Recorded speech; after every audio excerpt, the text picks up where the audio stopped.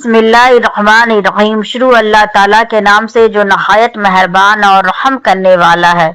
मेरे प्यारे दोस्तों, एक बंजारे ने मजबूरी में अपनी हसीन खूबसूरत बीवी को एक सेठ के पास गिरवी रख दिया। जैसे ही रात हुई तो सेठ उसकी बीवी के कमरे में पहुंचा। मेरे प्यारे दोस्तों, यह वाकया बड़ा ही दिलचस्प और हैरत अंगेज होने वाला है। इस वीडियो को मुकम्मल तरीके से समझने के लिए इसे आखिर तक जरूर सुने और हमारे चैनल को सब्सक्राइब करना बिल्कुल ही ना भूले और पास में दिए गए बेल आइकॉन बटन को भी दबा दे ताकि हमारे आने वाली वीडियोस की नोटिफिकेशन आप लोगों तक बआसानी पहुंचती रहे। मेरे मोहतरम नाजरीन इकराम, एक बंजारा अपनी बीवी को लेकर अपने शहर से पैसे कमाने के लिए दूसरे शहर रवाना हुआ।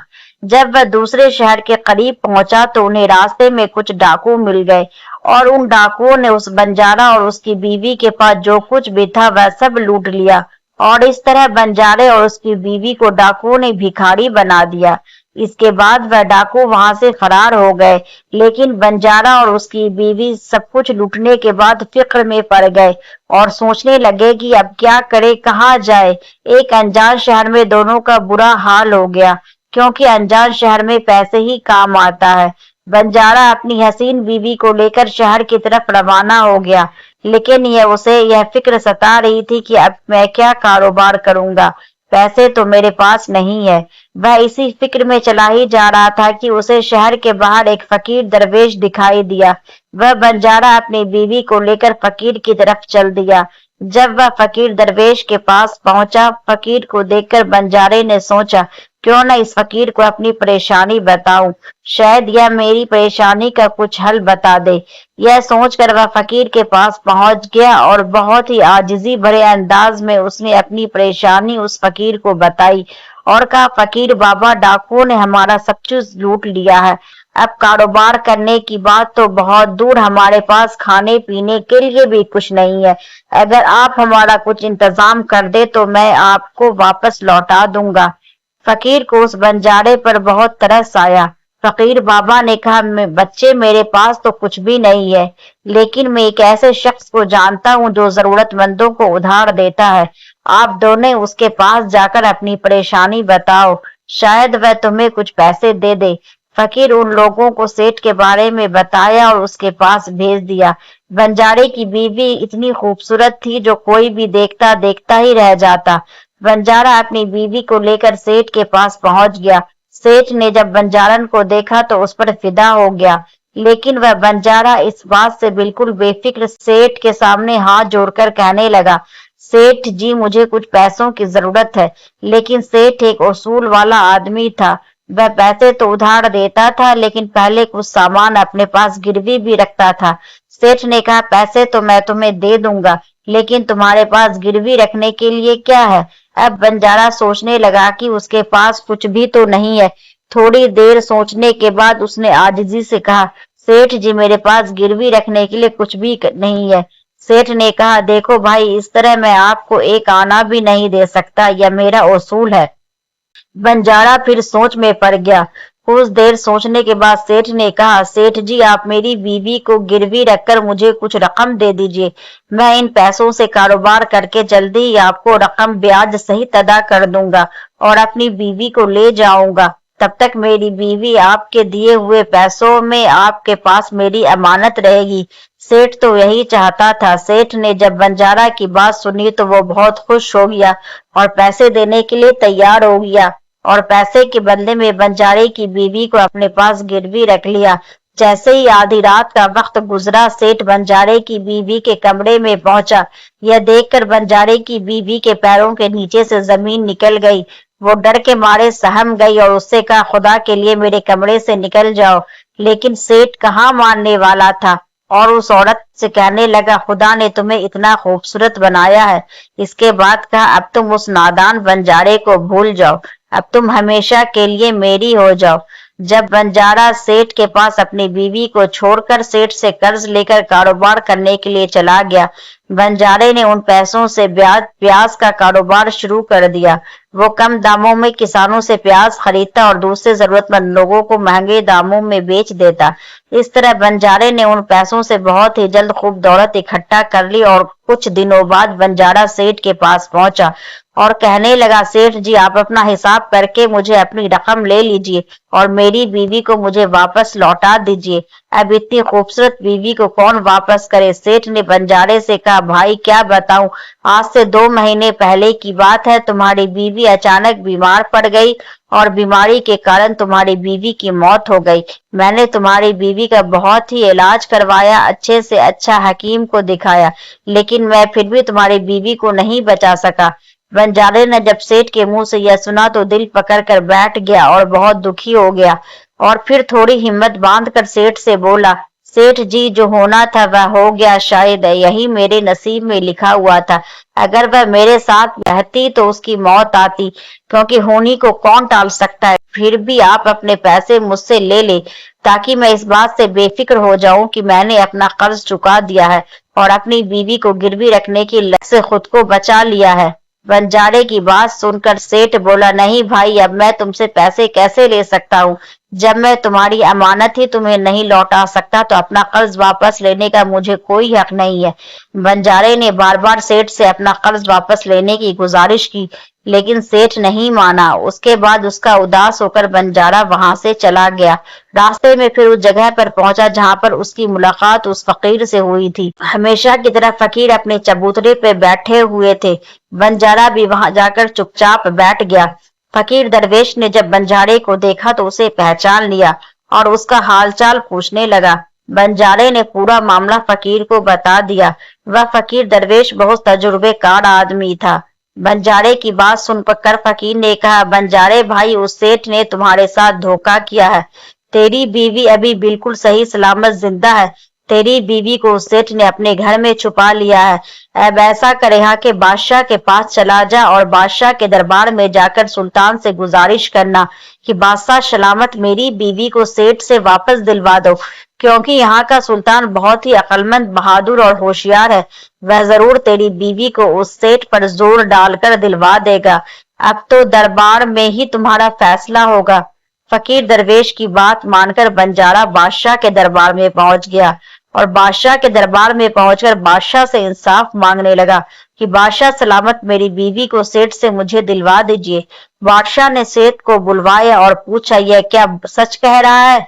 बंजारा कुछ पैसों के बदले में अपनी बीवी को तुम्हारे पास गिरवी रख कर गया था। सेठ ने कहा, हाँ हाँ करते हुए कहा, जी सुल्तान, बंजारे की बात बिल्कुल सच है। बादशाह ने फिर कहा, तो तुम इसकी बीवी को वापस क्यों नहीं लौटा रहे हो? बादशाह की बात सुनकर सेठ बोला, कैसे लौटाता सुल्तान मुअज्जम, मैंने इस बंजारे को बता दो तो दिया था कि आज से 2 महीने पहले इसकी बीवी की मौत हो चुकी है। सुल्तान मुअज्जम, मैं अब खुदा के पास जाकर तो इसकी बीवी को वापस नहीं ला सकता। बादशाह ने पूछा, कोई गवाह है जो तुम्हारे पास जो इस बात की गवाही दे सके कि इसकी बीवी इस दुनिया से रुखसत हो गई है? तो सेठ बोला कि सुल्तान, इस बात की गवाही वह अच्छी तरह से देगा जिसने इस बंजारे की बीवी उस बंजारन का इलाज किया था, और वह 4 आदमी भी इस बात की गवाही देंगे जो इसकी बीवी को कब्रिस्तान में दफन कराए थे। उस सेठ ने यह बात इतने यकीन के साथ कही कि बादशाह को भी उस पर यकीन हो गया। तब बादशाह ने बंजारे से कहा, अगर तुम्हारी बीवी जिंदा होती तो तुम्हें जरूर दिलवा देते, अब तो हम भी मजबूर है। इस तरह बादशाह ने बंजारे को समझाकर वापस भेज दिया। बंजारा फिर से फकीर के पास पहुंचा और जो कुछ दरबार में बादशाह और सेठ ने कहा, जब सारी बातें फकीर बाबा को बता दी तो यह सब सुनकर फकीर दरवेश ने कहा, मैंने बादशाह को इतना बेवकूफ नहीं समझा था। मुझे दुख है कि उसने तुम्हारे साथ इंसाफ नहीं किया। उस बादशाह ने सेठ की बातों पर यकीन कर लिया और तुम्हें समझाकर वापस भेज दिया। अब तुम मेरी एक बात ध्यान से सुनो। तुम एक बार फिर से बादशाह के पास जाओ और उससे कहना कि बादशाह सलामत आप सिर्फ 3 घंटे के लिए अपने इस तख्त पर फकीर दरवेश को बैठने का मौका दे दे। फिर आपको बताऊंगा कि इंसाफ कैसे किया जाता है और इंसाफ किसे कहते हैं। वह बंजारा एक बार फिर से बादशाह के दरबार में पहुंच गया।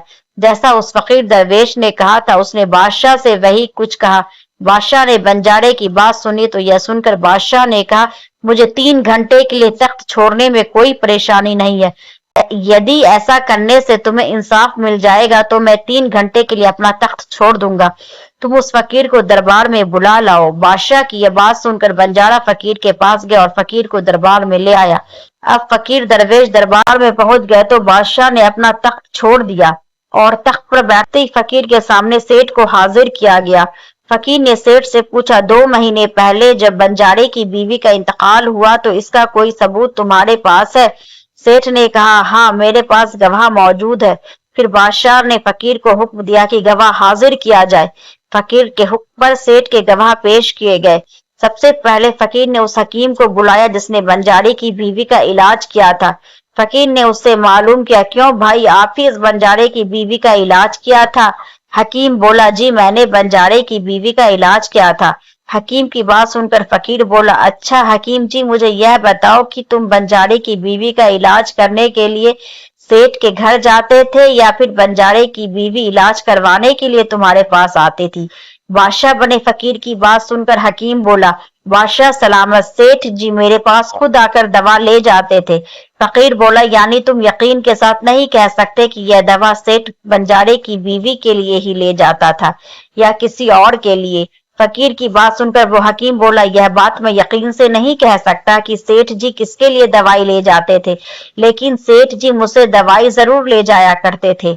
हकीम की बात सुनकर वह फकीर बोला, इसका मतलब तो हुआ कि तुम मरीज को बिना देखे ही दवाइयां देते थे। यह तो बहुत ही अजीब मामला है। तुम दवा की जगह किसी को जहर भी तो दे सकते हो, और हो सकता है तुम्हारे जरिए दिए हुए जहर से इस बंजारे की बीवी की मौत हुई हो। फकीर की यह बात सुनकर हकीम का चेहरा डर के मारे जर्द पड़ने लगा। वह गला साफ करते हुए बोला, नहीं हुजूर, ऐसा हरगिज नहीं हो सकता। मैंने अपने किसी मरीज को दवा के बदले जहर क्यों दूंगा? इस तरह से तो मेरी सारी इज्जत मिट्टी में मिल जाएगी। हकीम की बात सुनकर वह फकीर बोला, अब तो तुम ऐसा ही कहोगे। मैं तुम्हें अपने काम में लापरवाही करने के लिए और एक मरीज की जिंदगी से खेल करने के जुर्म में 50 कोड़े लगाने का हुक्म देने जा रहा हूँ। इसके साथ ही तुम्हारा मुंह काला करके सारे शहर में भी घुमाया जाएगा। अब तुम सोच लो, सच बोलोगे या फिर मैं सिपाहियों को तुम्हें गिरफ्तार करने का हुक्म दूं? यह सुनकर हकीम का बदन कांपने लगा। वह फकीर के पैरों में जा गिरा और बोला, हुजूर मुझे माफ कर दो। मैं कबूल करता हूँ कि मैंने सेठ के किसी भी मरीज का कोई इलाज नहीं किया।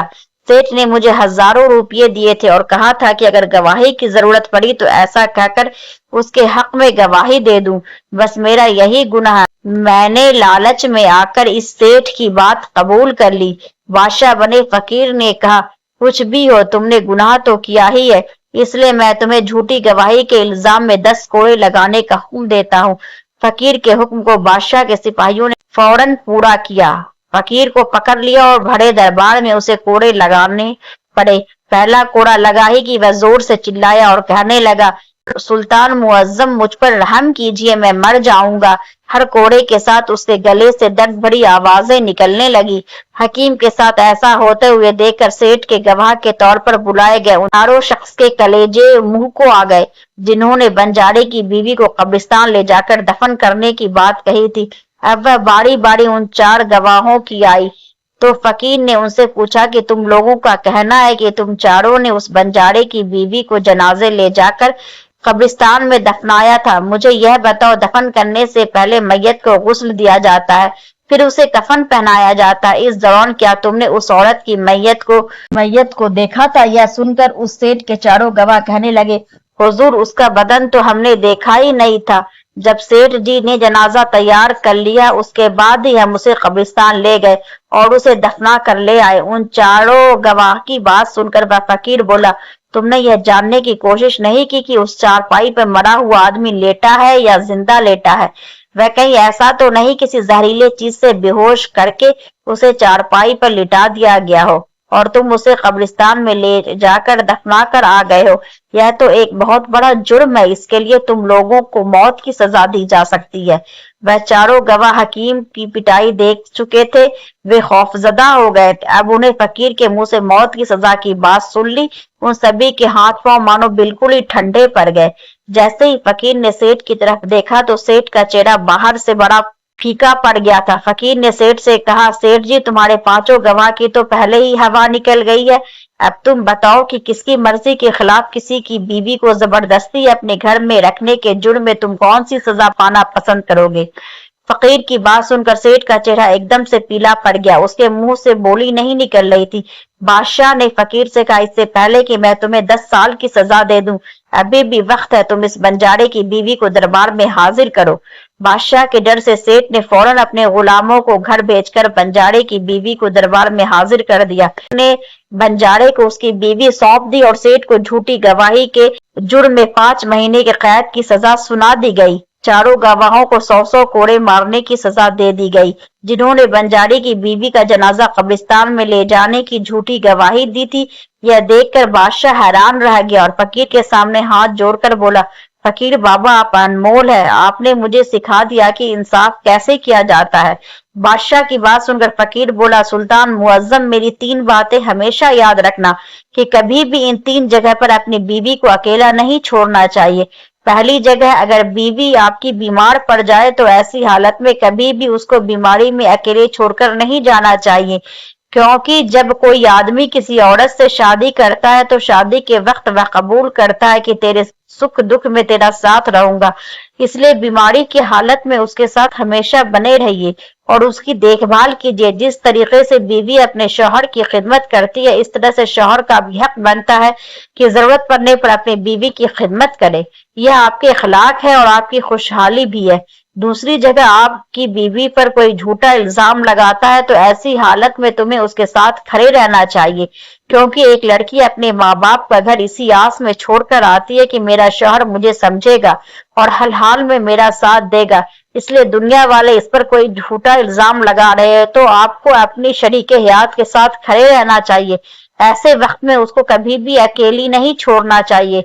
तीसरी जगह, कभी भी अपनी बीवी को गैर महरम मर्द के पास नहीं छोड़ना चाहिए। वह आपका दोस्त हो, चाहे कोई रिश्तेदार हो, चाहे आपका कोई सगा भाई ही क्यों ना हो, किसी भी हालत में अपनी बीवी को किसी गैर महरम मर्द के साथ कभी भी अकेला नहीं छोड़ना चाहिए, क्योंकि आज के वक्त में किसी का कुछ नहीं पता कौन कब किसके साथ दगा कर दे। इसलिए कभी भूल कर अपनी बीवी को किसी गैर महरम मर्द के साथ अकेली नहीं छोड़ना चाहिए। तो दोस्तों, यह थी आज की हमारी वीडियो। मेरे मोहतरम नाजरीन कराम, अगर आपको ये हमारी वीडियो अच्छी लगी है तो इसे कमेंट सेक्शन में जरूर लिखें और हमारे चैनल को लाइक और सब्सक्राइब करना बिल्कुल ही ना भूलें। इस वीडियो को ज्यादा से ज्यादा अपने दोस्तों और रिश्तेदारों में शेयर करें ताकि हमारे आने वाली वीडियो की नोटिफिकेशन उन लोगों तक आसानी पहुंचती रहे। मिलते हैं एक नए वीडियो के साथ। आमीन सुम्मे आमीन।